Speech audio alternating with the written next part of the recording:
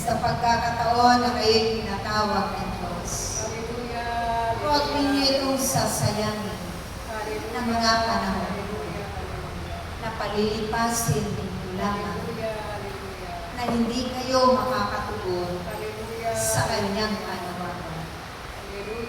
Dahil hindi ninyo bakit magaganap sa araw ng bukas. O kaya't nangangailangang pahalagahan ninyo mga mahalagang bagay na ito na kaloob ng Diyos. Dahil doon magsisimula at magmumula ang kanyang mga at iwagat sa inyong buhay.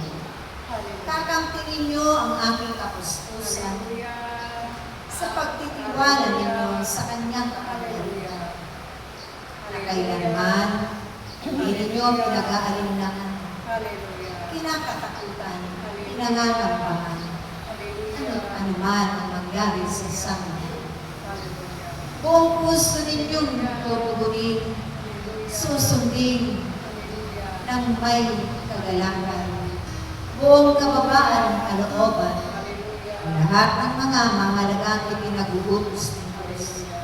Dahil ito, magdadala sa inyo sa tamang daan, sa tuwid na daan, na pinagdaanan ng inyong Panginoon Jesus. Kaya't aking mga anak, alalahanin ninyo lagi ang inyong buhay ay pansamantala lamang sa mundo. Daraan lamang kayo at nararapat hangarin ang bawat isa sa pamamagitan ng pag-aalay ng buong kagalakan, buong alay ng may pag-ibig ang inyong sarili sa Diyos. Upang sa pagdating ng takdang lahat ng inyong itatanim na mabubuting bagay, ito'y inyong aanin. Tulad ng kanyang mga himala at ganang pagpapala sa bawat isa sa inyo. Huwag ninyong hayakan na kayo'y hindi mapuno ng pag-ibig at kagalakan na nagmumula sa Diyos, maging kapayapaan at kanya kanyang kapangyarihan. Dahil ito ang magiging daan ng inyong kaligtasan.